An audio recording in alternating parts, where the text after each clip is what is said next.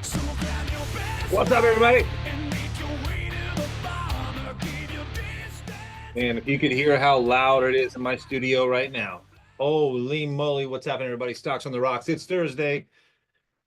What's going on? Nice to see you guys here. Got some more folks coming in from the waiting room. Let's give them a few moments. Let's see. Right. I think we'll probably have some more people showing up here in just a moment, but it's great to see you guys here, ladies and gentlemen. Mark, ladies and gentlemen. Ladies and gentlemen. But it's great to see you guys here. Welcome. Those of you who are Traders Army members. So we got Sonia down there. Sonia's hanging out down there. Representing the ladies in the house. Let's see. Yeah, see, there you go. Told you, buddy. Told you, Mark. But we have, and maybe we'll have more. It is Thursday, and every other Thursday here at Traders Army, we do our Stocks on the Rocks happy hour and office hours. Now, happy hour means we get to kick back the day before the last trading day of the week, have a little beverage of your choice, and talk stocks, futures, options, whatever you guys want to talk about trading wise. And it's every other Thursday. This is open to anybody in the world who wants to join. No membership necessary. Just come on in. And if you're new, I'm going to start actually posting these. I can't believe I haven't been doing this because I only post them to watch recordings on our website. But I'm going to start posting these out on YouTube just to kind of have some content out there, right? A lot of people have questions, don't know that we exist. If you're watching on YouTube for the first time and you come over to Traders Army, then what you'll find, let me go to tradersarmy.com, Traders Army here. Every other Thursday, and it's on our calendar, you'll see it on the top right-hand corner here. Join our live office hours. And that link right there will let you into this room every other Thursday, and the calendar is under the About menu. So join us whenever you want live. And I'm going to post all these recordings on YouTube going forward. So if you have any questions for us out there, support@tradersarmy.com is how you get in touch with myself, Chuck Fulkerson, Herman Casas, the instructors here at Traders Army. So small boutique firm, but we love what we do here. So great to have you guys here. Mark says, I'm happy to be here because I'm constructing my options trading plan. Great. Well, I hope you have lots of questions tonight, Mark, about your options trading plan. And that's what this session is really about. Office hours and happy hour is all about answering any questions, comments, concerns that you guys have related to really anything, but obviously probably mostly trading and investing related. And I don't come with any content prepared. This is not a trading room where I'm analyzing things, unless you want me to analyze something that you bring up. So these sessions can last anywhere between 5 minutes and 1 hour. They always go an hour. You guys always have questions, which is great. But if you run out of questions, then I give you your evening back. But expect it to be about an hour. And all questions on the table. You can share your screen. You can take the microphone. Let me know if you want the microphone. I can unmute you and all that fun stuff. And just behave if I give you microphone or video permissions. And you're welcome, by the way, as long as you behave, to turn your video on if you would like. But we've had that backfire on us before, which is why I don't host these live on YouTube. I trust you guys will behave. But let me know if you want to talk and ask your question using your voice, and we'll do that. So Mark says, you can post videos on YouTube titled How I Made $12 Million in One Day. I could do that. And that's about the only way you can compete with liars, is to lie yourself. Right, but not in the business of trying to compete with liars, which is why Chuck and I, who've run Traders Army now since 2018, not that we don't love a boutique community, but would it be nice to grow the community of successful traders and find more friends and people that we can kind of lean on each other. Yeah, I'd love to have a community of great traders, but unfortunately, the marketing efforts that you have to participate in this day and age on YouTube, Instagram, TikTok, Twitter, you name it. There's just a bunch of smoke and mirrors and liars and embellishers, and I can't compete with that, right? And nor am I going to compete with that. I'm pretty hell bent on not being in an orange jumpsuit and being sued by the FTC and not going to jail. So I don't lie. We don't lie. We don't embellish. We tell the truth. Isn't that weird?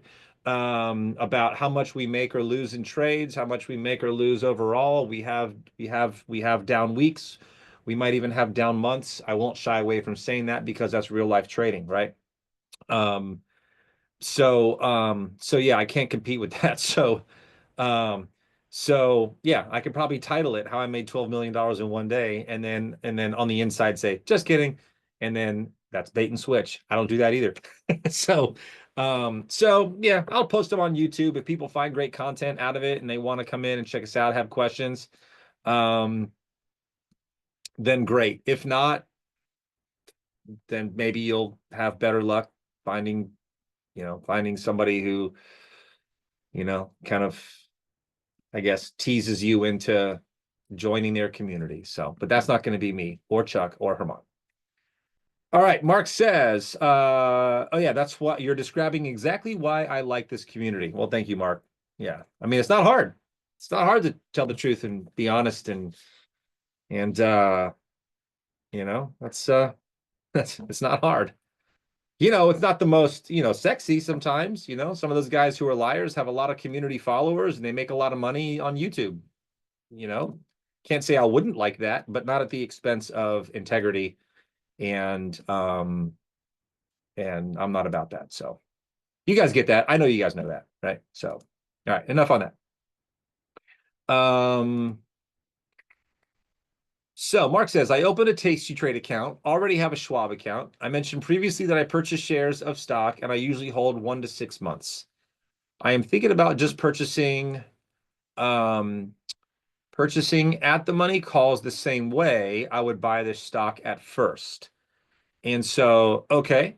So is there a question in there, or you just want to kind of know what I think about that idea about buying call options instead of buying the stock? Is that kind of what that's what you're considering, right, Mark? Buying at the money calls instead of buying stock. Okay. So a couple things to consider there, right? At the money options, you have a stock in mind? I'll just kind of throw one. Oh, your mic? No, your mic was not on. Let me see. Let me just give you the permission to unmute yourself. Go ahead. You can unmute yourself, Mark. All right, can you hear me? Oh yeah, I can hear you now. Let me turn that down a little bit. I was rocking Nickelback over here. Hang on. Woo, that's bad. You don't sound like Nickelback. Sorry, Mark. If I did, I'd be doing what they do. Ain't that right? That guy's got a great voice. No kidding. No kidding. All right, what Um, you got? So stock, give me a stock. I'll pull up some charts. I want to show you my thoughts on the idea. you could say, okay, so I've traded. So I try to find shares of stock if I can get them like when they're beginning a growth phase. So like, I've traded like Nvidia and stocks like that, but before it became as popular as it is now. Now it's like kind of overdone in a way you could say. But like so I bought Palantir at like 18. And I held it for like many, many months. And I Outstanding. Yeah. still have a number of shares of it. And I'm looking at that and some other stocks that like right now I feel like whenever this kind of situation sort of resolves itself and the market resumes higher, I think there's going to be a really, really good opportunity on the long side for like a number of stocks. And so I'm thinking, okay, now instead of just buying the shares, maybe I'll still buy shares but have like a hybrid strategy where I put like a long option strategy on there as well to sort of see what Mhm. happens. But I want to do it as much the right way as I can. Yeah. So what is the opposition to continue to just buy shares? Like, why not just keep doing that first of all? So I know what your motivation to even consider this alternative. So for years and years and years, I've always kind of resisted trading options because I thought, well, I'll just buy the stocks and that's kind of how I'll do it. But I have sort of, you dip your toe in a little bit and you realize, wow, like there's this whole world out there that I'm missing out on that, real traders trade options.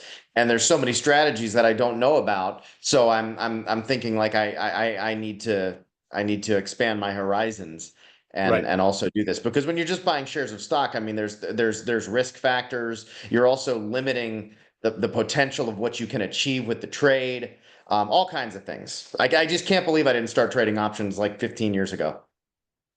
Well, I mean, better late than never, right? I mean, we don't know what we don't know. So a couple things I mean, obviously you're in a good spot. I mean, I only trade options, and so there's a lot about options that I absolutely love, as you know.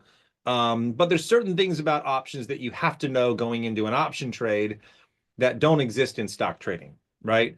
Like the thing about stock trades, like you take Palantir for example, and I'm not suggesting that you'd be buying Palantir today, but you mentioned that, and so let's just use this as an example. All right, so Palantir right now is trading for 87.39. So if you were to go in and just buy Palantir today, 100 shares at 87.20, you would have a risk profile that looked like a diagonal line, basically, right? And so what this risk profile tells me is that 87.20 is my purchase price, so that's my break even. So if you haven't seen a risk profile before because you're new to the end, because most people who aren't in options trading don't use visual risk profiles, right? But in options trading, it's really important. And so the risk profile consists of the horizontal axis, which is the stock, which is related to the stock price. So you'll see here the stock price going up is to the right of the graph, and the stock price going down is to the left of the graph. And this is your current price. So if this were your purchase price, if the stock price went up, you can see this diagonal line pointing up. If the stock price went down, you can see the diagonal line pointing down. Now, what does that mean? Well, if you look over here on this horizontal axis, you'll see this is your profit and loss. This is your actual profit and loss if the stock were to move up or down.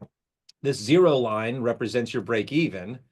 And so anytime this line, this diagonal red line, which is your risk profile for your 100 shares, is above the zero line, you're in some sort of profit situation. If this red line is below the zero line, you're in some sort of loss situation, right? And you'll notice that this negative, this line, this diagonal line can go all the way to the stock price going to zero, or all the way up, representing infinite profit potential, right? And so I could scale out on this and zoom out and say, well, what if Palantir goes to zero? Well, you're going to lose all your money. And this graph shows you that. Well, what if Palantir goes to 340? Well, you're going to make, if I look at 340 and I go straight up, this is where I'm at, and I go straight to the left, you'll be up about 25,000 on 100 shares. And this is all based upon just a 100 share position. And so the risk profile is important to really just start to understand a little bit about just what your stock position is causing you to risk versus reward. Now, if you were to start looking at all option alternatives, right? An option alternative to just being long the stock would be what's known as a synthetic stock position. Synthetic meaning a version of the stock that is created using options, but mimics synthetically your the same risk reward as the stock, right? So a synthetic option position would look the same as this stock position. You just wouldn't own the shares. You would just have an option position on the stock itself. And that involves taking a option position, whether it's 90, 120, 148, long-term, whatever, 6 months, right? Out. So you could go out September, October, November, even go out to January. But we'll pick these Septembers. That's about 6 months out. And what you're doing here is you're looking at the money. So right now the stock is at 87. So we'll just go at 85 or 90. It doesn't matter. And this involves you selling a put option and buying a call option on the same stock at the same strike at the same time. Now, what that does is it creates, hold on a second, I grabbed the wrong one. That's sell a put option, buy a call option. There we go. Sell a put option, buy a call. That creates, this is your stock. position, okay? And I'm going to uncheck stock, and I'm going to go to the synthetic option position. What does that look like? It looks the same, and it will be the same because you're on the hook at these 85 puts. If the stock is below 85, you have to own the shares at 85. But you use that premium that you collected to buy these calls for 20 bucks. And so you've got a $6 difference, roughly, that you have to pay out of pocket to be in this synthetic long position. And that'll give you the exact same risk reward profile as owning the stock. They might say, okay, well, then what's the point? Why would I do a synthetic versus owning the stock? Well, if you're trading in a margin account, and I'll use my margin account as an example here, long the stock on Palantir would cost me about $2,600 in margin. Okay. Which is actually not that much. Why is that so little? That's an $8,700 stock position. Why is that costing me so little? I don't have portfolio margin on this account, but anyhow, that's how much it would cost me to own this stock on margin. So if I go over here and I look at this synthetic option position, this cost me $3,000. So I would look at what is my broker tying up for me to be in the synthetic position versus just own the shares. Now I'm a little surprised that Schwab here is telling me that it's only going to tie up $2,600 to own these shares, because technically speaking, intraday, that's about right? You get 25%, margin requirements, 4-to-1 leverage intraday. We are after hours right now. So after hours, that should cost me almost a little over $4,500, almost $4,500 to hold this position overnight, over the weekend. $4,500 would be tied up to hold that stock position. Whereas this synthetic long position will tie up $3,000. So it could be a little bit of a margin difference there. Now, risk reward is the same. And so if you're considering the idea of saying, well, I don't like the risk necessarily of all this downside risk, what could you do? Well, if you own the shares, you could buy a put option at 85. If you buy a put option, you'll spend $15. And now this becomes your risk profile, where you have infinite profit potential, but you have defined risk, because this $85 put option that you paid for is your insurance. It says, yes, I know I own Palantir for $87.18, but if the price goes to 40, for instance, my $85 put that I own lets me sell the stock for $85 no matter what. Wow. Because I paid a premium for it. And so this is what's known as a married put or a protective put. You own the stock, you own a put. This is like you own the house and you own homeowners insurance. That's what this is. Okay. Yeah. So now what I want you to do is I want you to burn this image into your mind, where you have this little elbow right here, right? That says, I can't lose any more defined risk, right? No longer. Without that, this risk is infinite down to zero. But now when you buy that put, you have insurance. Can't lose anymore. But you have the infinite profit potential, right? Because you own the shares. Burn that image into your mind for a second. And I'm going to go over and I'm going to buy an $85 call option. Well, simulate it. Does that look the same? Not exactly. So there's that. That's your married put. Own the shares and own a put. There's your call option. You just bought the call option for $20. A long call position, when you just buy a call option, which is what you're talking about, buying a call at the money, is synthetic, using all options, no stock, is synthetically simulating owning the shares and owning a protective put.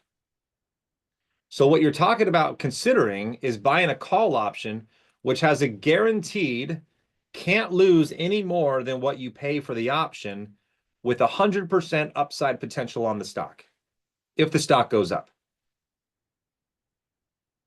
A call option is nothing more than owning stock with a put option, right? So if you're talking about buying a call option at the money instead of buying the stock, what do you benefit from?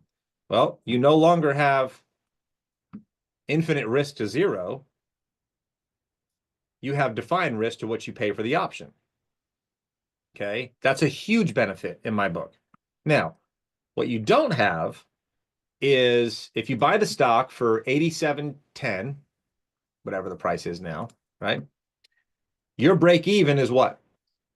87.10, because that's where you bought the stock. That's your break even.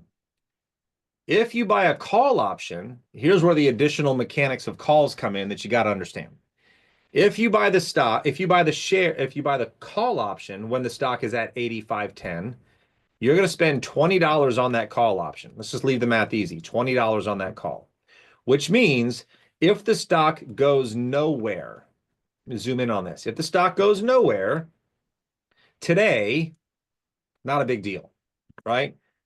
But if you see this through all the way to expiration, September 2025, September 19th, and the stock has gone nowhere, you have the right to buy the stock for 85. That's what your option says. But everybody else can buy it for 87 if the stock has gone nowhere. So are you special? Can you brag about that? You can buy the stock for 85. Everybody else in the world has to buy the stock for 87. Can you brag No, and you about lose the that? premium. Yeah, you can brag about that. You got a $2 benefit over anybody else in the world who doesn't own that option, right? You can brag about that. But you paid $20 for that $2 bragging right. Does that sound worth it? No. No. And it isn't, right? When you consider holding this option all the way to expiration, what you have here is negative theta. That's your time decay. So an option is only good through its expiration date, and it has a time decay factor associated with it. So that's the benefit of owning stock, is you have no time decay effect. You can hold this stock, you can gift this stock to your children, and they can gift it to their grandchildren. And if the stock is still at 87, 400 years from now, the break even is still 87. But with a call option, you have an expiration date. And if the stock doesn't move up by the time it expires by at least the amount that you paid for the option, that option premium that you paid comes out of your profit potential. Anywhere above $20, if you paid for that call option, it's infinite profit potential. Right? Does that make sense, Mark? Yeah, yeah, it does. Yeah. Absolutely. So Because like I just put in the chat, like the trade has to pay for itself. And so best paper. before you take advantage of the infinite profit, you have to pay for your option premium. That's right. That's right. And so anytime I'm buying an option, you have to consider how quickly do I expect the stock to move, right? Because if you expect the stock to move eventually, but you're like, I don't know when, I mean, maybe it moves, maybe it doesn't. Buying the stock is actually a better play, right? Or selling a put or a put spread is a better play. Because like, I don't know when it's going to move. Because when you sell an option, you receive premium. When you buy an option, you pay the premium. So if you're like, I don't know, I'm going to hold this for a long time. It's going to move. I know it's going to move probably, but who knows when? Who knows? I'm waiting for stuff, and you never know how long it's going to take. Buying a call option is probably the worst trade to make, right? Because it's got to move fast enough, right, in order to compensate for what you paid for that option. But if you think, hey, this stock is going to pop, right, and I think this thing's going to pop in the next month or two. Look at this red line here. This red line represents your real time to the second risk profile. Every day, that red line changes, right? A little bit, right? Because time decay is going to move it lower and lower and lower and lower and lower. But the price of the stock going up is going to cause you to actually make money pretty quickly right away, right? Notice this red line, if the price goes from 87 to 110 immediately, you're up almost 1,500 bucks on this trade. You could sell this option anytime you want. So if you paid 20 bucks for it and the stock goes up, to 110 and you've got $15 of profit per share, you could sell that option for 35 bucks and leave. Done. Made my $15, no more time decay, I'm out of the trade. And you only paid, 20 bucks to get into it per share. But if it takes a long time, right? If it takes a long time to make that move, the difference between the red line, which is your real-time risk profile, and the black line is your expiration risk profile. This red line every day will evolve down, and that's time decay putting pressure on your stock to get off its ass and move, right? So let me simulate this for you really quickly here. Not that, so if I go forward, today's date is what, 3/20? If I go forward, notice what's happening to this red line as I go forward. What's happening to it? I'm at April 15th now. End of April. It's lowering. It's lowering. So if your stock price isn't moving, what's happening? Here You're was your losing break time even. value. Now you're losing time value. You've lost that much in time value, right? Go forward even more, right? Now we're in the end of June. You've lost more in time value because the stock isn't moving. July. Here comes the end of July. You're losing more in time value because the stock isn't moving. So what has to happen? You need that stock to move in order not to lose your full premium amount, right? Big difference there. That's if you buy at the money, which was your initial question. At the money has the most exposure to time decay because it has the most extrinsic value exposure, right? Extrinsic value is the amount of money over and above any intrinsic value, and at the money has no intrinsic value. So an alternative, I'll say this, and then we'll get to, I know Omid and Raphael have some stuff here too. So an alternative to buying an at the money option could be buying something that's deeper in the money. You get close, like the at the monies are going to have 50, 60 deltas, somewhere around there. If you go in the money and you go out to these, find something that has a decent spread, say the $32, 30, what is this, $28 option, you're going to spend $6,000 on it, right? You're going to spend $6,000 on that option. But what you get is you get something that looks more like the stock right now. And you get your defined risk below 28.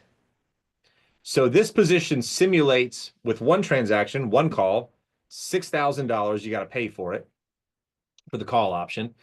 And it simulates more of a long stock position until the stock gets below 30 and then you can't lose, 28, and you can't lose anything below 28.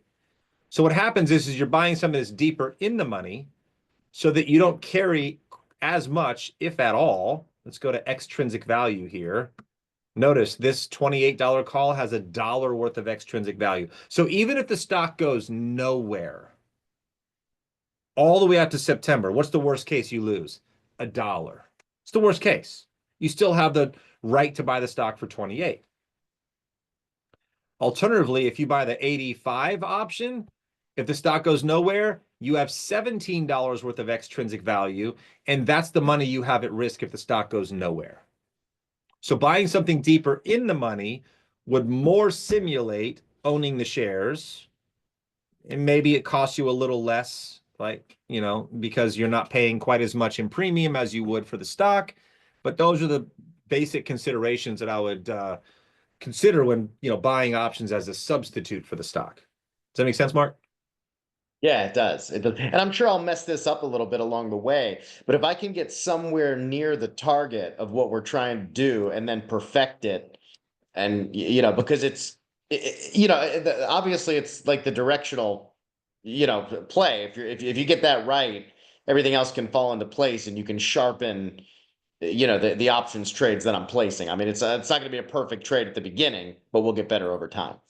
Yeah, of course. Something that you might like to do as well, which is what I refer to as a buffered synthetic long position. So it's got synthetic in it, so it's all options. But buffered means you have some downside risk protection, but you have upside profit protection. Profit potential is taking a position where you say, okay, I'm not going to buy the shares of this stock at this price. I don't want it now. I'd buy it if it were at 75 because that represents good support, good demand. So what if I sold a 75 put for $10? Okay. And now I have a position that says I can make $10 maximum, but I have all this risk of the stock going to zero.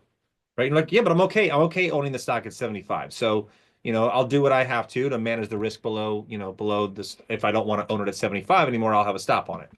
So you just collect $10, cash secured or naked put.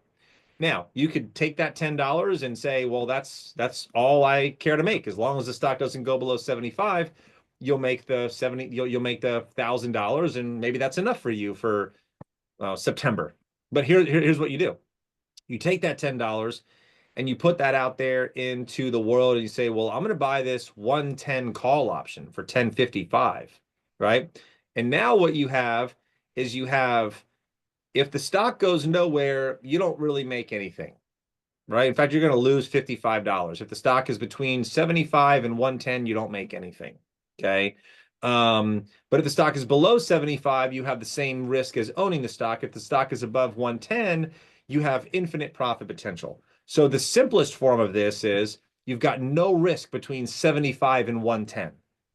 So if you think the stock is going to make a move fairly quickly, then you can profit very quickly. That's the red line, but have a downside buffer in case you're a little bit wrong and the stock goes to 75 and it doesn't go up right away. So this has no risk between 75 and 110, right? It also has no profit potential at the September date. So what we look at doing here as a little bit more of an advanced version, we say, okay, I'm going to sell those 75s for $10, and I'm going to buy maybe a 90 call option. I'm going to sell a 110 call option because that seems like a reasonable profit target for Palantir up here, 110. Short term, at least out to September anyway, maybe a little bit sooner. And now what happens is you're receiving $10, but you only have to pay $6.73 for this bullish call spread.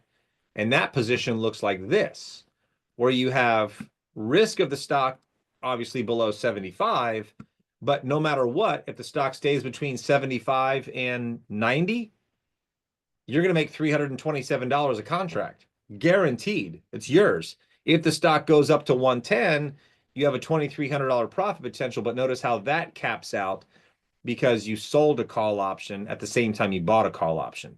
So there are so many neat positions that you could enter into no matter what your outlook is. It's just a matter of understanding individually what each leg of the option contract is stating, what the terms are, timeline, how time decay and volatility affects these positions. And I would highly suggest, Mark, going through, you've probably been through the options course, go back through options deconstructed. We break all of this stuff down in the options, in tactical options, options plus. Options plus gets a lot deeper into this sort of advanced stuff, but tactical options, and then I like options deconstructed as well because there's a lot of question and answer in the options deconstructed, but we really break everything down on options really well there. So I would go through those and then just keep asking questions in here. So does that help, Mark? And anybody else, by the way? Yes, it does. I appreciate it very much. Your description and answers to my questions only give me more questions. As they should. I had my this was during COVID, but I had my whole backyard renovated, destroyed it, threw a pool and a spa and a whole outdoor kitchen and fire pits and fireplaces. It's beautiful. And then I had to have the whole and then I was like, oh, the house is really ugly now. So let's start to work on that and let's take all this siding off. It's falling apart and let's do stucco and let's paint it. And the painters, one of the painters, I've never met a better painter than this guy. I mean, he's cutting lines with his bare hands that you couldn't do with painter's tape. I mean, on stucco. I've never seen anything like it.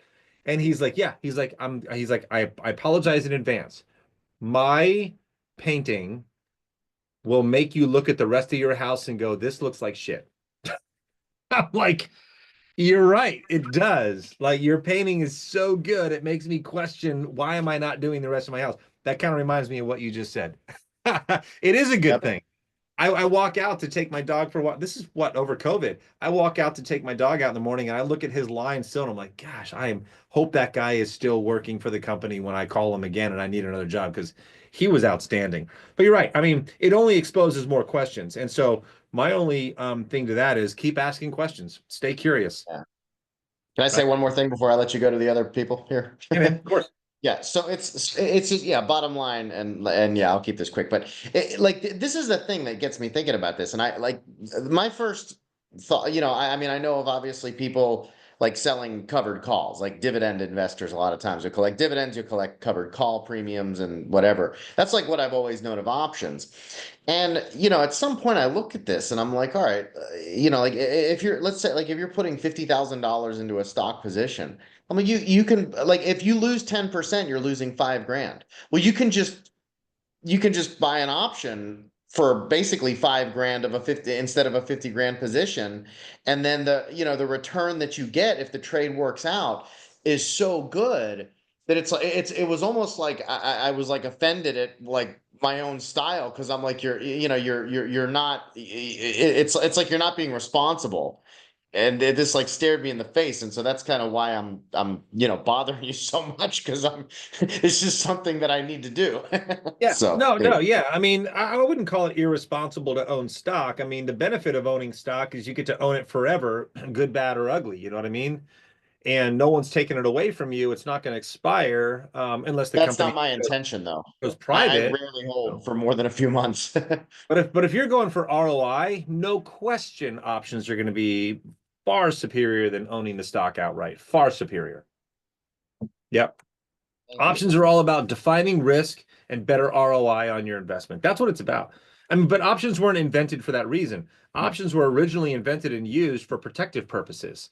So if you think about market makers and farmers on commodities and institutions and brokerage houses that have to that are the last line of defense. If you put in a market order to buy shares at the market price and no one else is out there to sell you those shares, market makers and specialists have to do that.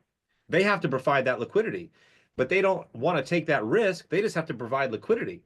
So they would use options as a way to hedge that risk to allow you to have the liquidity that they have to offer. You're free to make or lose money, whatever, they don't care. But their option position, along with their stock position, is going to guarantee that they can't lose while providing liquidity to the market. That's the whole reason that options were defined in the were invented and as a use in the first place. And so, protection is first and foremost for big institutional traders and market makers. But for us, yeah, we can use it for the same reasons, but we can speculate with them. And I mean, a lot of institutions speculate with options, but speculation became a large sort of game in options that allows you to make a small investment, get a huge return, huge ROIs, with defined risk. So the more you can learn about them, the better.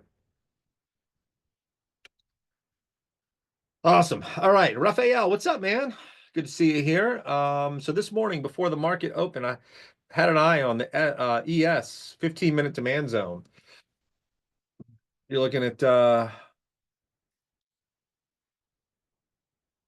okay, so we're on a 15-minute. Let me go there. All right, 56.90, 56.82, 56.90, 56.82. So you're somewhere around what here?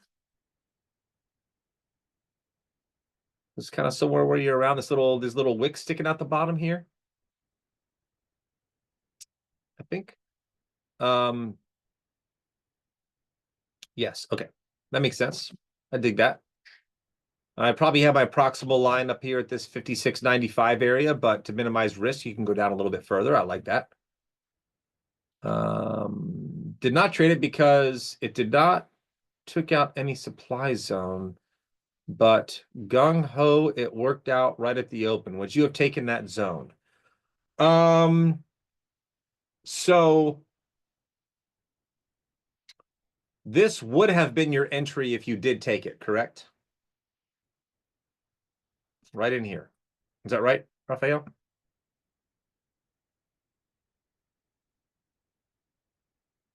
My chart looks different. Oh, well, you know what? I bet I know why. I have extended hours turned off. Let me turn it back on. Extended hours. So that's what yours looks like. So the gray area is extended hours. The white area is, yeah, that's it. All right. So, yeah, I don't hate this area. The reason I don't hate this area is because it would have worked and you would have made money had you have taken it. Hindsight. See how we can say that in the hindsight? And we can lie and say we took this trade and we knew it was going to happen. No, I'm teasing. Actually, I don't hate this area because of this reason. When price dropped back, right, during the market hours, created this little base, which I would argue kind of stems from this little, rally here. So kind of a retest of that. But this rally out, right? Let's focus on this rally out of here. Number one, it took out this high. To me, that's a breakout move, right? Number one, that's a breakout move. Okay. So that qualifies that level as a potential trading zone. Second thing is on this move, which that was the move that we're talking about, the origin of the move, right? Got to back out a little bit more. This entire move, gosh, dang it. Try that again. Drawing tool. This entire move resulted in a breakout. So there were actually 1, 2, 3 areas of swing high pivots that this move took out. To me, this is where the demand is, period. Now, price returns. Now, this returned in the overnight hours, right? So I think this is what you're talking about is price returned in the overnight hours and then it barely did anything. That's what you're talking about, right?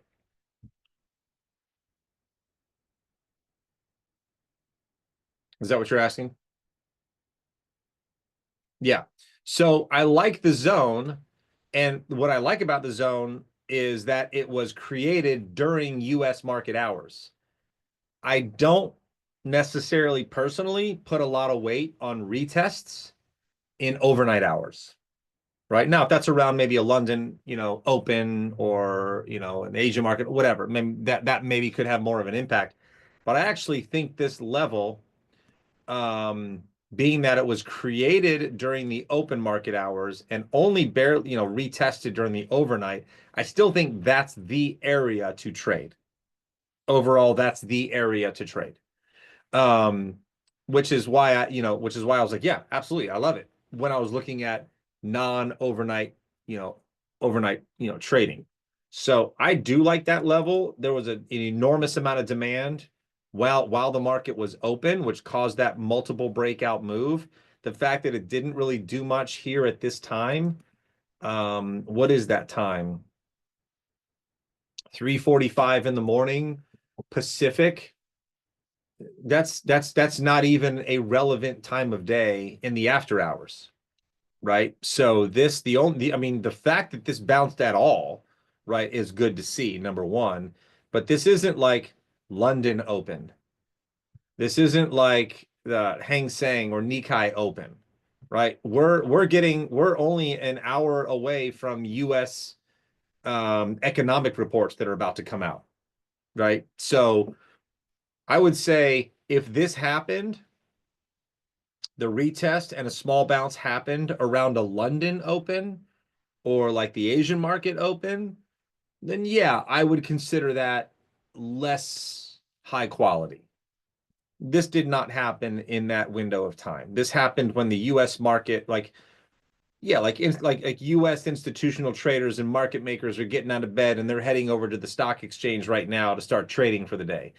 This to me tells me that there's actually quite a bit of demand there because it's occurring when there's the lowest, like a lot of like very low volume in that area. And in fact, you can actually see the volume pick up right here a little bit. So I think that area is still a very valid area because it didn't get retested around a major market, open, global market open, if that makes sense.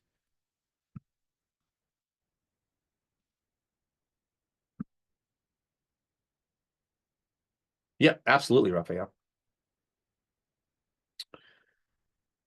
Let's see. Omid, Corey, if there weren't any questions from non-member, if there aren't any questions from non-members, and to see the different approaches to options trading, can you look at the trades of this X user and let us know what you think? He sells multiple SPX, zero DTE iron condors with 20 delta every day.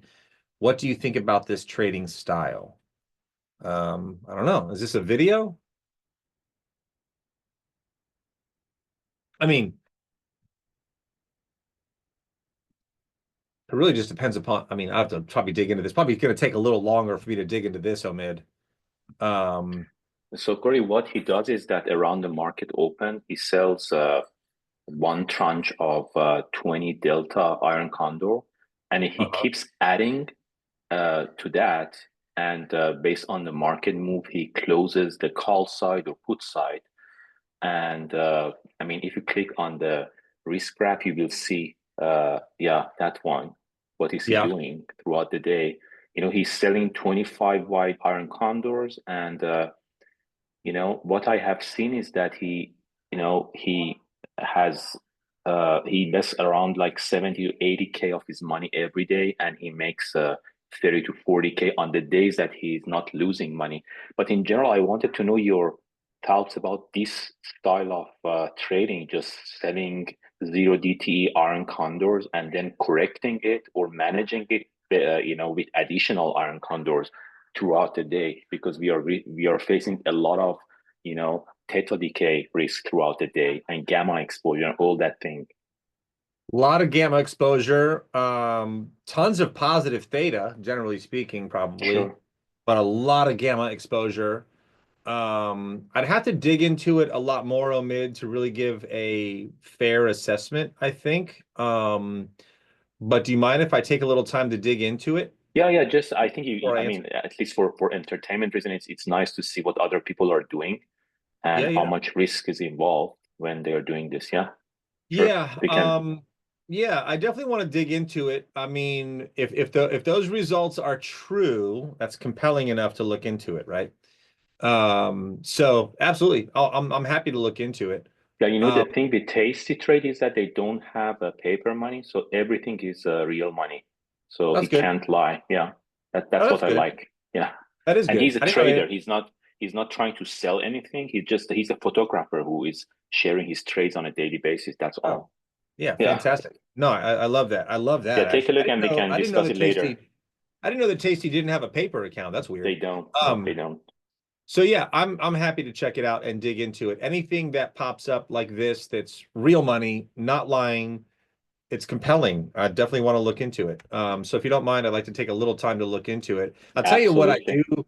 I'll tell you what initially makes me think, that's interesting, is he's only selling the 20, like his short put, short call of the Iron Condor is only is at a 20 delta. So it's not like it's a 5 delta that's really far out of the money, really far out of the money. And the Yeah. reason that I like getting a little bit closer to a 20-ish delta in theory in my mind, why I think, oh, okay, let me check this out, is if you're dead wrong, even if you don't manage the trade at all and you just take the stop loss, the risk can't be that big when you're taking a 20 delta option on either side. I mean, you're talking maybe 1.5 to 1, 2 to 1 risk reward if you're wrong on a 20 delta. I've seen people really get upside down quickly on this when they try to go further out, 10 or 5 delta.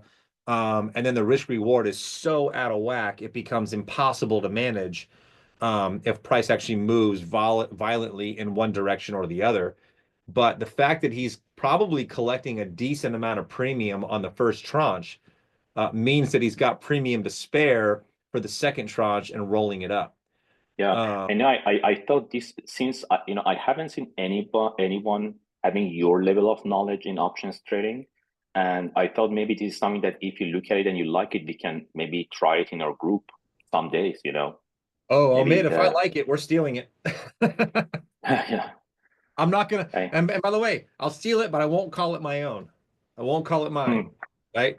I'll give sure. credit to Jack Tucker, whoever that Yeah, is. But sure. yeah, Okay, so no, I'll follow up with you later in the next yeah, week or let's so. follow up. Let's look into it. Tomorrow's an options Yeah, expiration day, so I can guarantee that I will not be looking into this tomorrow. yeah, me too. Um, but because I have about 6 positions to roll and manage tomorrow, so I'll be doing that, and I have one mentorship tomorrow. So But I will save this page. It's not going anywhere. I will And remind you in the next 2 or 3 weeks. Don't worry about yeah, that. yeah. And if you don't, I'm sure you don't mind, but I'll reach out to you if I have questions, because have you traded this guy's style before? I'm trading one DTE iron condors for the past 2.5 years, and I have been very profitable. But this Okay. is a different one. I can tell you how am I trading one DTE SPX, Okay. but this guy is trading zero DTE. Zero So DTE. yeah, Okay. and Yeah. his results are fantastic. Now Great. I'm just thinking about the risk to reward. That's all. Yeah, great. No, and I love good risk reward and probability. And so, yeah, I will look into this. I'll commit to looking into this a lot deeper, and then we'll reconvene over the next few weeks and let's find something that works and let's implement it. If it works, I don't see any reason why not to implement it. You know what I mean? That's awesome. Thank you. I'll save it. Look, we just plugged Jack Tucker on Traders Army's website. Look at that. All right. Let's see. Questions. What do we got? What time is it? 5:51. All right. Lee, what's up, buddy? With today's uncertainty, how do we feel about bank stocks such as Bank of America? It appears to be bouncing from the bottom. All right. So, first things first, right? I look at the bank sector, XLF. Jack Tucker sounds like an alias. I mean, if you're using an alias, why would you use an alias if you're doing that well? I can see using an alias if you suck, but use your real name. Oh, and unless he's trying to hide the fact that he found a lottery ticket and he doesn't want anybody to know that he found the lottery ticket. And that's an option, I guess. Bob Stone. Yeah, I like it. Bob Stone. All right.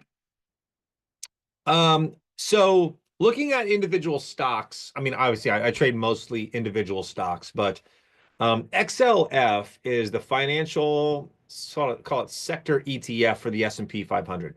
Okay. Another one I look at is like Bank, BANK, which is the NASDAQ Bank Index. Look at this on a weekly chart, not 4 hour. I asked for a weekly. There we are. We are still, overall weekly, monthly, we're in an uptrend. I mean, weekly's kind of challenged with this big drop, this little correction, another big drop that took out the last swing lows. So definitely in a little bit of a downtrend on the weekly chart on bank stocks. But, you go up to a monthly time frame and we're still, overall holding up okay. So I do want to look at the sector overall. And XLF as a sector has rallied over the last, what is this? No, it's a 4 hour chart. Come on, give me a daily chart. There we go. Has rallied pretty much since the 13th. So the second thing I want to look at, let me restore my cells, and I'm going to unlink this one, and I'm going to go to SPY. So I want to know what did unlink. There we go.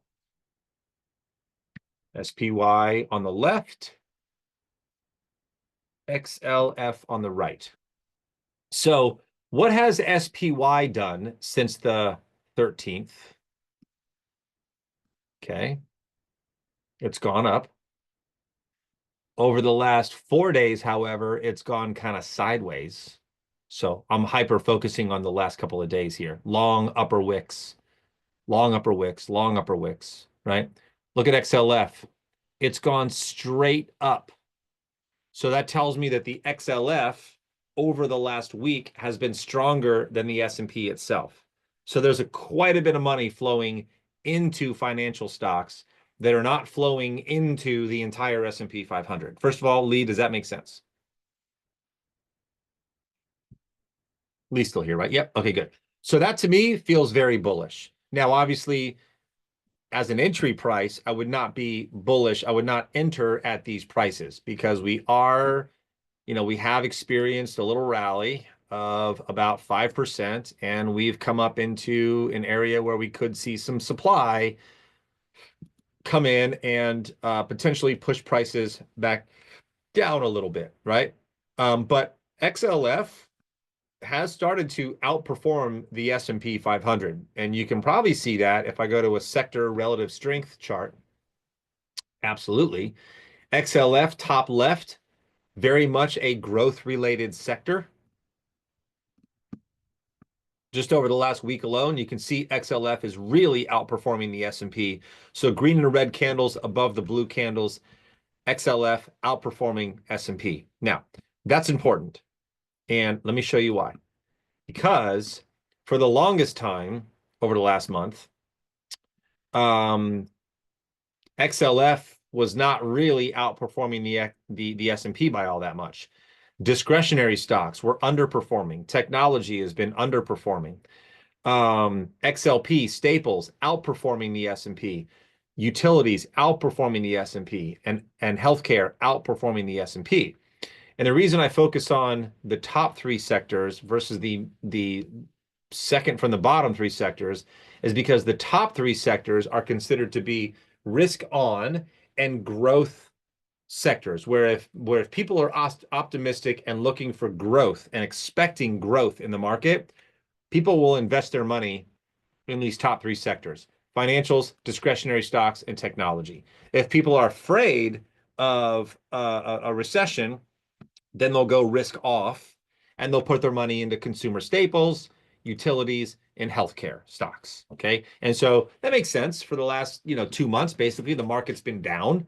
So it kind of makes sense, not kind of, it definitely makes sense that the XLP, XLU, and XLV have held up nicely and have not dropped quite as much as the S&P has. But what's interesting is XLF has actually started to diverge away from the S&P, meaning it's starting to actually outperform the S&P. While the S&P is pretty much flat, a lot of money is flowing into financials. Now I'm going to take you to a website called stockcharts.com, and we're going to go to charts and tools, top left, and we're going to go to perf charts right here, perf charts under more charting tools. And we are going to select predefined groups. We're going to select S&P sector ETFs. Okay. And we're going to watch an ad. There we go.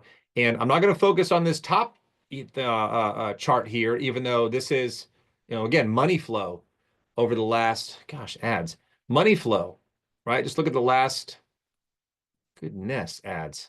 Just look at the last month, right? Money has been flowing into energy, consumer staples, healthcare, utilities. Real estate's kind of an interesting one, right? That's probably because they're anticipating maybe interest rates falling. But all these stocks to the left, discretionary, technology, I mean, these are all like not a lot of money flowing into them. So now watch as I scooch this forward day by day by day, right? Over the last 9 days, money has been flowing really quickly out of staples.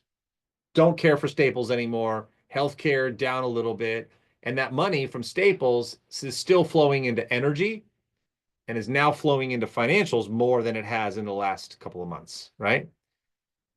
Over the last couple of sessions, we can see that, over the last couple of weeks, that's what we're seeing. So why I wanted to bring you here was actually scroll down to this chart, which is a sector rotation model. So if you haven't seen this before, this is built off, there's a book out there, Sam Stovall actually wrote a book on the sector rotation model, and it uses the S&P 500 as the baseline. So this dashed line that goes right across the top here is your S&P 500. And so essentially what happens is you got all these sectors up top, okay? And you've got two cycles here. You got the market cycle in orange, and you got the economic cycle in blue. And so what we know about the economic versus market cycle is the market tends to lead us into recession and out of recession. The market cycle is a leading indication of what's coming next. And so when you start to see consumer staples, healthcare, and utilities all getting the most money flowing into them, okay, we are at the peak of a market top, right? And now we're heading into what? Bear market. Okay, now we're heading into bear market because people are afraid. They're keeping their money in safe places. We're going to need healthcare no matter what the recession is. We're going to need water and power and gas and all these things. And we're going to need things like beer, cigarettes, groceries, drugs, stocks, all the fun stuff that comes with consumer staples. But as the bear market, right, starts to kind of stop being as aggressive, right? Aggressive bear market here. All of these are in favor.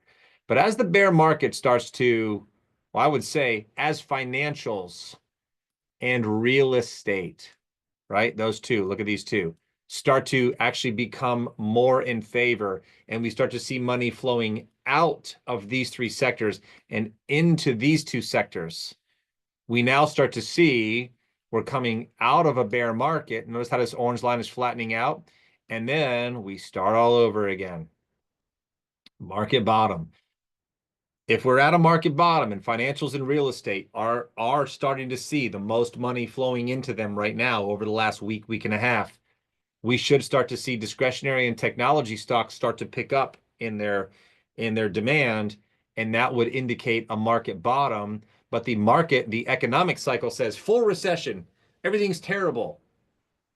But the market knows, yeah, we're going to lead us out of this whole thing. So the early adopters, institutions, banks, money managers, etc., will start to create this market bottom by investing in financials, real estate, coming around to discretionary stocks, technology stocks, and then we're now back into bull market territory. And so the whole reason why I discussed this conversation is because bank stocks, to your point,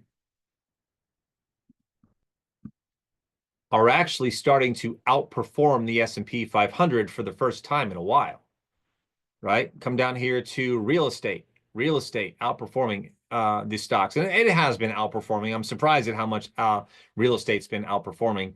But ultimately, what I'm looking for in a sector rotation is because you're looking at money rotating from a bear market environment to a bull market environment, from a bull market environment back to a bear market environment.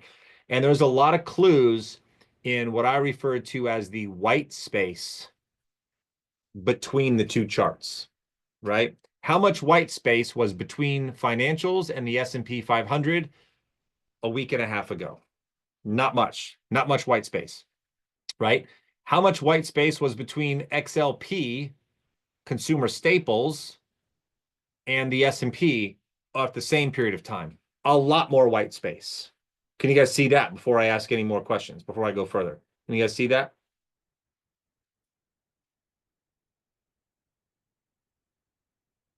Cool. At least one person, at least Lee. Thanks, Lee. Now, what's happened since? The white space between staples has gotten what? Smaller, which means either the S&P is rising or staples are falling or both, and they're converging together. Now, what has happened to the white space in financials over that same period of time? They've gotten farther apart. So what that means is we've got money flowing out of staples right now, it looks like, and into financials. And the only reason that should be happening is because the market is anticipating, or banks, institutions, money managers, hedge funds, you name it, anticipating that this last big decline that occurred is not likely to last for that much longer. And energy is kind of a leading index too, which has been drastically outperforming the index, right? And so financials, I'm actually in favor overall, to get back to your original question. I know I have a long-winded way of getting back to your question, but when I do that, I feel like I owe an explanation to why I'm in favor overall. And this would be why I would be in favor. Now, I don't think I'm not in favor of buying, Bank of America right now necessarily, because we've already rallied off the bottoms. But if we can get some pullback into some demand, and there's not much. I mean, there's a little bit of daily demand right in this area, I suppose. But we'll see how much this actually breaks out, because I need to see it get above here, right? We have kind of a double top right here. Can you guys see that? Oh, remove. Oh, come on. There we go. So kind of a double top-ish at the top of this little candle here. We get above that, we get a meaningful move up. I'm a happy buyer at 41.73, right? Outside of earnings coming up in the middle of April, which I don't hold the stocks over earnings, generally speaking. I think that we're in the neighborhood. I mean, just look at where financials fell to on a weekly, right? This demand area down here where we had sideways basing, breakout, which wasn't a, I'm sorry, it was a breakout of this, little of these two little daily areas of resistance here on the left. Did not break out of the weekly high, but a slight bull flag breakout. So I really do think that, I mean, just looking at this weekly candle tells me financials are very bullish up until 46 at least. 45.50. Now, today I think would be a little late to buy, so I wouldn't ever do that, personally speaking. But if you get a move higher and then another pullback, I would think that the next launch pad up is going to take you to that 45.50, 46 area, probably pretty quickly. Is that kind of your assessment there, Lee? Is that kind of what you were thinking or considering?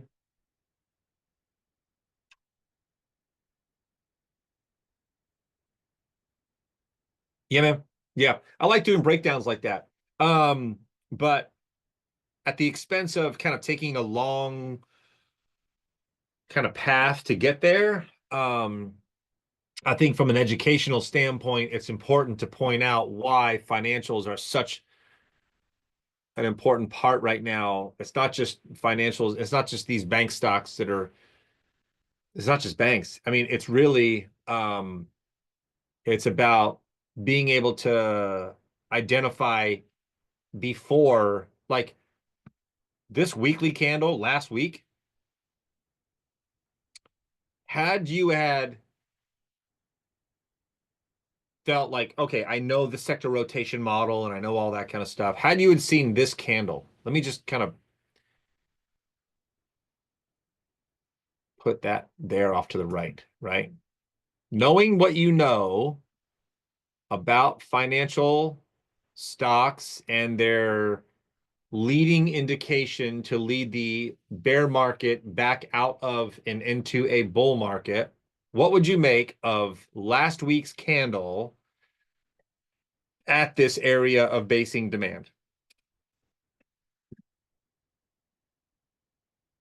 So you got in right after 41.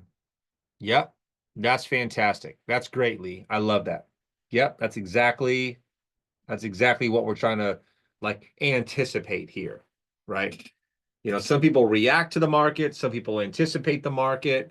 We do a little bit of both. I mean, because you can anticipate using technicals and fundamentals maybe and sector rotation, all that kind of stuff. But if you're wrong, then you have to react, right? And sometimes you just miss it. You're like, oh, geez, I didn't see that. Now I have to react. Things are looking very different now. I didn't see that. But it's this type of stuff that we talk about in the sector rotation model that can really help build confidence in your decisions to go long in what seems to be just a brutal, violent, just shaking everyone out, down market. And here you are buying stuff. Like, are you crazy? Can you imagine if you told your neighbor you were doing that? I'm buying bank stocks. When? Last week? What? Are you crazy? Well, your neighbor doesn't know what you know, right? Your neighbor doesn't see what you see. And so, yeah, these are, don't talk to my neighbors. I have a drum set here, and when I was growing up, my neighbors didn't talk to me. They just called the cops on me, which is why I have a soundproof studio now, because I don't want to piss off my neighbors. So I have a soundproof, but now I have 3 drum sets in my house.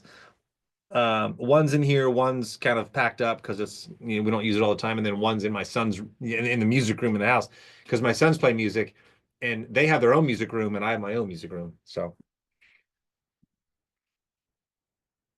drums, yeah, yeah. Well, my son's music room, they don't have soundproofing there. And so the neighbors do hear that.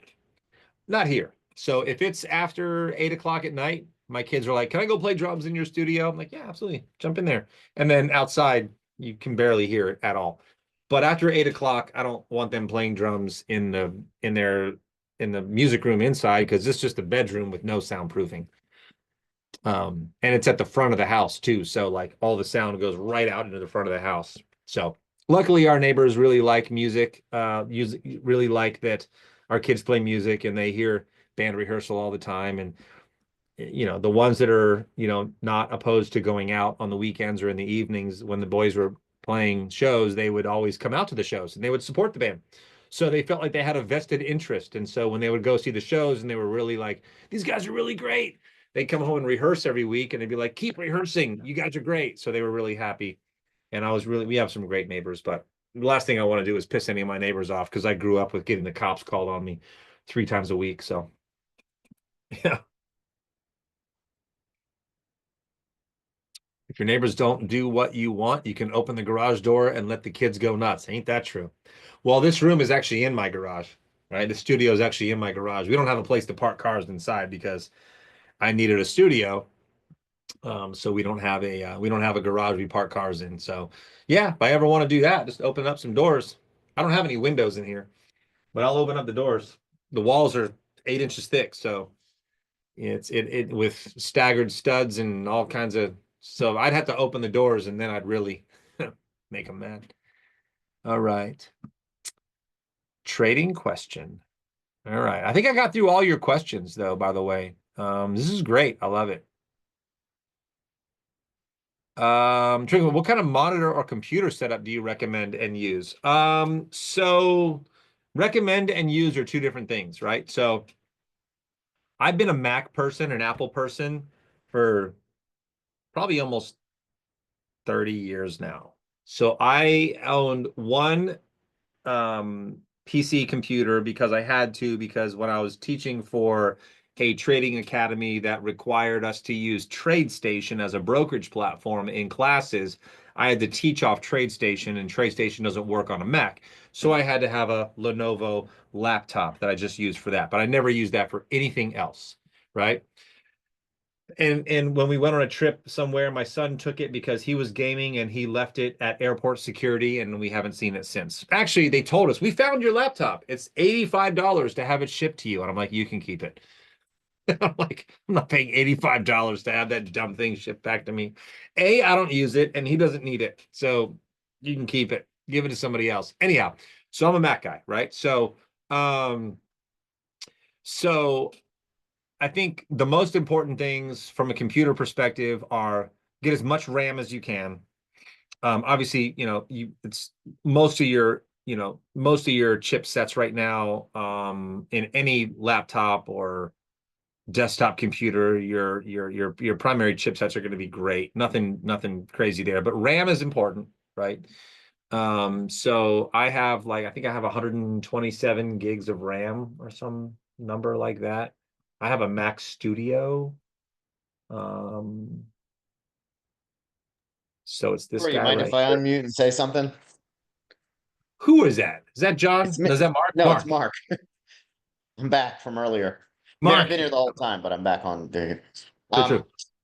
No, I like Apple too. I'm kind of thinking there's the computer, of course, and there's like the setup. I've always kind of traded on my laptop, but I'm thinking about doing something like I feel like if I have a monitor, I don't want to get like 6 monitors like some guys do, but I feel like if I have like one sort of like long monitor, I'm not sure what they're called, but like it's like the one like long horizontal monitor. Those are I'm thinking about getting one of those just for my trading computer, and um and then having like a desktop and a laptop that I can hook up to it Yeah. too. This But if is you, this I'm curious this though, because a lot of people say you shouldn't use a Mac for trading.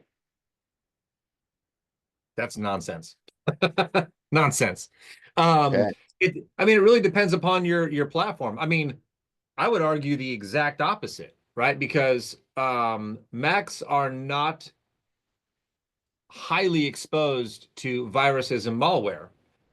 So they stay more stable longer than PCs unless you have like antivirus software and all this crap on your computer, which will slow down your computer. Ultimately, it may protect you from, attack, but I haven't used malware or antivirus or anything which keeps my computer running smooth because we're not as susceptible on a Mac. Now, if your trading platform, for instance, TradeStation as a platform, doesn't run on a Mac, you have to use a PC. Fine, whatever. But let's think about, why would you have to use TradeStation? Well, you don't have to use any particular broker. Most platforms, or like NinjaTrader's platform, runs on a PC only. So I guess if you use NinjaTrader, you have to use PC. But like TradingView charts run on a Mac. Thinkorswim's on a Mac. Tradier's on a Mac. Tradier Pro. Like most, yeah. So if you're using NinjaTrader directly, then yeah, you would need a PC, because I don't think NinjaTrader has a platform for Mac. So that's a big consideration, is who's your broker and what do they support. But in my experience, my Mac computers have been far superior performance-wise to most PC computers, unless my friends who are big into gaming have had these monster computers built, which for gaming you need much more, even power than trading. But I've always traded on a Mac. I have a MacBook Pro over here I can trade off of when I travel, which is fine. I have my Mac Studio that I trade off of in the house. My monitor is the one that you're looking at right here. It's the Samsung 49-inch wide monitor. I went from two 27-inch monitors, like side by side, to one big 49-inch monitor, and I can't tell you how much I love it. Right? There's no break in the middle. I got all space. It's fantastic. Right? So I do love that. Yep, I have one of those. I actually I needed some write-offs last year. So I bought a second one. So I bought a second 49-inch widescreen monitor. I bought and then I stacked them on top of each other. So I had this huge setup in front of me. And the day that I sat down to try to trade off of that, I sat in front of it and I froze. And I'm like, goodness gracious, like I am overwhelmed with information. And I froze. I was like, it's like I was like, I don't know what to do. Like it was the weirdest feeling. I'm like, this is too much. And so I packed it up and sent it back. I'm like, no, it's 149-inch, that's fine, right? But yeah, there is such a thing, in my opinion, in my experience, which happens to be my opinion, is there is too much screen space, right? So 149-inch Samsung, I got it for $1,200. That's about what it trades for now. So I love it. It's great. Hooked up to my Mac, it's fast. I don't have any problems at all. But I think RAM's a big deal. And obviously screen space is a big deal. Now I can trade off my laptop. So like if I travel or if I'm out, like I can do it. I don't do it around the house, but I can do it. So I think that one thing I learned from one of my students a long time ago, who had 12 monitors in his studio, 12 TVs and shit everywhere.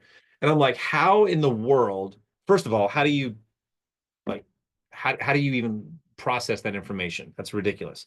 Second thing I said, well, like if you travel or if you like are away from your house, how do you trade away from your house? He's like, I can't. And I'm like, yeah, that's why I asked the question. I'm like, so I guess if you don't like to travel, then that's fine. But like I like to travel and we like go away, even if it's just like short trips here and there. And so I'm like, one of my mentors always said, know that you can trade off of one small screen, like a laptop. Know that you can do that. And don't get so used to trading off of so many screens at your house that you all of a sudden can't pull it off on a laptop, because now you're stuck and your business is at your house and that's it. So I do have this one big 49-inch monitor, and it's a lot and I love it. And I've gotten a little bit spoiled by it when I do go on my laptop, but I try to get on my laptop on a fairly regular basis just to kind of not lose that muscle. And it's fine. I haven't had any struggles there. Just I use it enough. I go out on the patio and like look at stuff, whatnot. So Or if I try just to kind of keep those muscles like, oh, I can trade off of one's 15-inch or 16-inch screen because the MacBook Pro 16-inch. Do I ever use TradingView? I don't. I don't have to because I only trade stocks and options, indexes and futures, right? Is what I look at. Now, when I do go to TradingView, it's because I'm looking at like for somebody who's asking me about a cryptocurrency setup, and I'm like, oof, I can't get that on Thinkorswim, so now I have to use TradingView, and I do have TradingView for that purpose, but I've never used TradingView for any more than that. But chart-wise, if I had to use TradingView, there's great charts. Great charts. But I just do everything internally, so it's all in the same platform, you know? All right.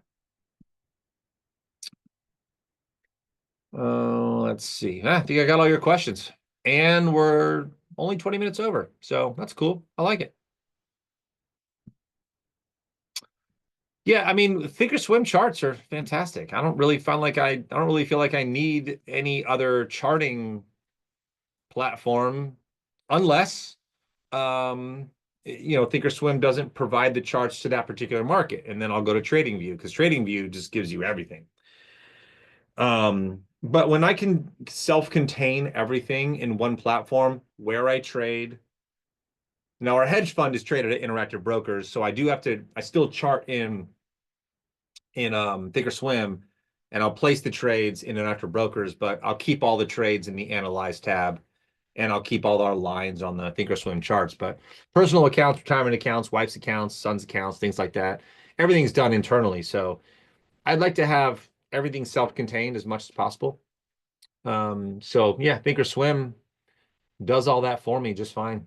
So I don't feel a need to use TradingView unless I can't get access to a particular chart. We should do these every week. Yeah, we could. But also, Mark, I want to point out, we have 8 trading rooms a week. You're in all of those, probably. Just join those. Now, in all fairness, if I had Chuck on Thursday evenings, he does one week, I do the other week, he does one week, I do the other week, we go back and forth, things like that. Great. But this dude has more baseball with his kids, which is great. I'm happy for him. He can't participate, right? So I'm like, okay, I'll carry the weight of stocks on the rocks. No problem. But every week, huh? I have 8 trading rooms a week already.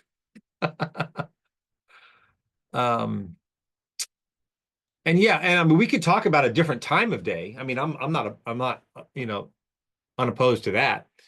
I'm not unopposed to taking the time of day and making it different, but once every other week, general office hours seems appropriate because we have 8 trading rooms a week. Or just quit your job. Just quit your job. Yeah, that's fine. Just quit your job and you can join us all the time, Mark.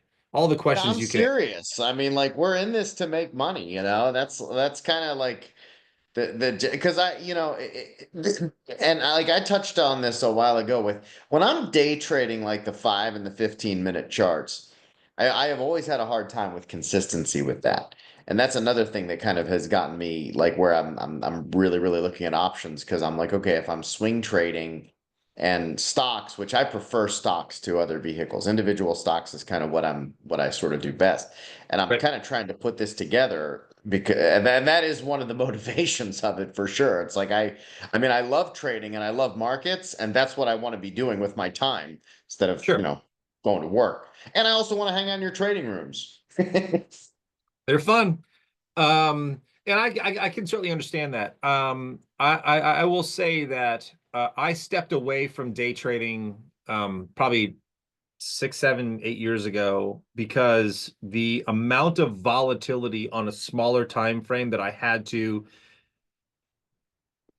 compute and analyze and make decisions at 5 o'clock in the morning, by the way, because I'm in California, 5, 6 o'clock in the morning, and I hate mornings.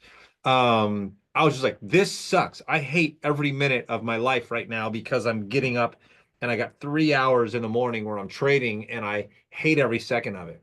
It's just not my personality. And so I think much like life, like I think this is a good like trading lessons and life lessons are kind of the same. It's just like we can get in the weeds with this bill and that email and all these emails and I got to answer that and I got to this proposal and I got to do that and I got my kids got a softball game and I got to do this and a music game and I got to do this and I got to do that and we can get in the weeds if we're zooming in a lot, right? And you almost can't make sense of anything else big picture because you're so zoomed in. To me, that's 5 minute charts, right? That's me. Yeah. Well, Like I'm super anxious right now because there's so much going on.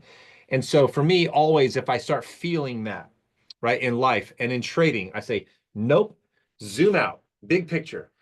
Whew, man, well, I feel better Corey, after. I've heard, and you're, I mean, you're very deferential about it when you say that, like you put it as in like in your opinion and your experience. But I've heard a lot of, and this is another thing that has kind of made me sort of question my journey of what I do. I've heard a number of guys that are, very like successful, like professional level traders, and who have said that they believe that when you're trading the five, even like the 15-minute charts, and you're doing like intraday trades, that it's very, very difficult for an individual trader to develop consistency on those timelines due to, just all the gyrations and volatility and everything like that are very different. And that makes a lot of sense to me because there's sometimes when I'll get a pattern and it works out great, and there are other times when like the same pattern or the same, that doesn't work, which I mean, that can happen in any trade. But I do find that there's a lot more just randomness on, those short-term trades. Whereas if you're swing trading, you're holding your trades for, I don't know, 1 or 2 days or a week or 2 weeks or whatever. It's like you can let the trade go more. You can get more out of that one trade, and it's less stressful, and it seems like it's more predictable as well. Agreed. Yeah, and that's been my experience as well. And I mean, even beyond my experience, I have to like, and while I don't know anybody who trades at Goldman Sachs, I don't know anybody who runs a trade desk at JP Morgan or any of these big institutions. I can only speculate, but here's what I would speculate. Somebody managing a $50 million book at Goldman Sachs isn't day trading on a 5 minute chart. They're just not. So if you're really looking at following institutional investors and traders, we need to be considering that a 50, 40, even a 10, even $1 million book can't get it done on a 5 minute chart. They're not doing it. They're not doing it. It's not happening, right? Those are computers, probably, not people, right? So computers may trade on that time frame, but you're talking about big institutional traders. These guys aren't worried. I can't imagine they're worried about what happens on a 5, 10, 15 minute, between FOMC at 11 to 11:30. Like, who cares? Like, this is bigger picture, smooth it out. I got 50 million to deploy. It's not happening on a 5 minute chart. You know what I mean? Yeah, very, very good, So, very good point. so like I have so what I've learned about my own trading and just training others. And I've had students far surpass, like I'm like, Jesus, like I should give you my money. Like you're excellent at this. But um I realized that we can start out on a 5 minute or 15 minute just to get the practice, get the reps in, right? Boom, boom, boom, boom, get the reps in. But then I think every single person I've ever met in trading has always realized that the more you trade on smaller time frames, the more you want to get to the larger time frame. Because it's so busy and so violent on a small time frame. Just like, let me get to the larger time frame. I just need more money. I need bigger stops. I need to just be able to relax a little bit more. And smaller accounts may require, thank God we have micro contracts right now in futures, and you can buy, 1 or 10 shares on stocks and options. We're done with mini contracts, but um, I think once people have enough capital to get up to the daily and weekly charts, I think people feel more confident and are like, I just want to get to that daily and weekly time frame because I don't want to do this every day. It's hard, it's violent, it's emotional. And if I could just zoom out and just take a bigger picture look, I'll feel better. And I think that's what everybody strives for, Yeah. right? I think that's what I've experienced. And so option traders generally live on that time frame. We don't start out on the 5-minute charts. Future traders, day traders, stock traders can, but yeah, that's just been my experience in my own personal trading, but even more so in teaching people who are on really small time frames, trading 30-second charts, 1-minute charts, tick charts. I'm like, God dang, what are you doing down there? And they're like, Yeah. yeah, I can do this, I can do that. I'm like, you did all that work for $80? Well, yeah, and I agree, and that's kind of where, going back to sort of like my journey here is that like I've always in just buying stocks, I've always had a pretty easy time. I don't want to say easy, but I mean I've always had a pretty good time of it with just, once again, daily and weekly Yep. charts and just holding these positions for a certain period of time. And then like, when I went from I kind of did the opposite. I went from that to like, okay, I'm going to try to do like some day trading on the really small time frames. And I have never been happy with the consistency. I've never been able to develop the consistency level that I want on those smaller time frames like I can with the higher.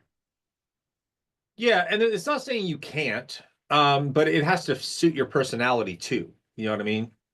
Um, so I think I mean, obviously the fact that people do trade off of 5-minute charts and 15-minute charts and 30-second charts. I mean, there's opportunity out there, but I don't think that is for most people, in my experience in personal trading aside, my teaching journey and my mentoring journey. And I've been mentoring for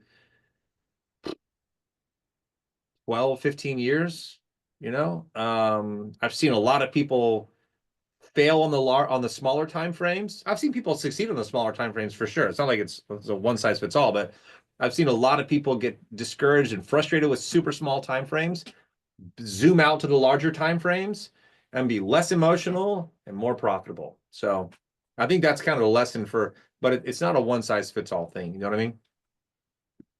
It's just, been my experience on my trading and personal trading and teaching journey. So Agreed. I like the larger time frames. Gives me time to play more music and let the trades play out. You know Well, what I this is mean? good because this is what I'm trying to do also. Good. So All right. putting that together with the options, swing trades, this is the direction that I'm trying to go. So I like it. Very good. I love it. I love it. All right. We've had a number of people sign off. It's because we ran about 30 minutes over. So this is awesome. Hey, if I can get somebody else to do every other week, then I'll do these once a week. But for now, we're doing them every other week. So if you're watching on recording or if you're here live still with us, check us out. Hang out every other week. And we'll just talk trading and we'll just banter and have some fun. Otherwise, enjoy the rest of your Thursday evening.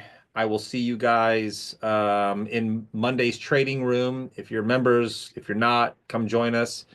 Um, but if you are, I'll see you in Monday's trading room. Have a great weekend. And yeah, always a pleasure to hang out with you guys. Be good, y'all.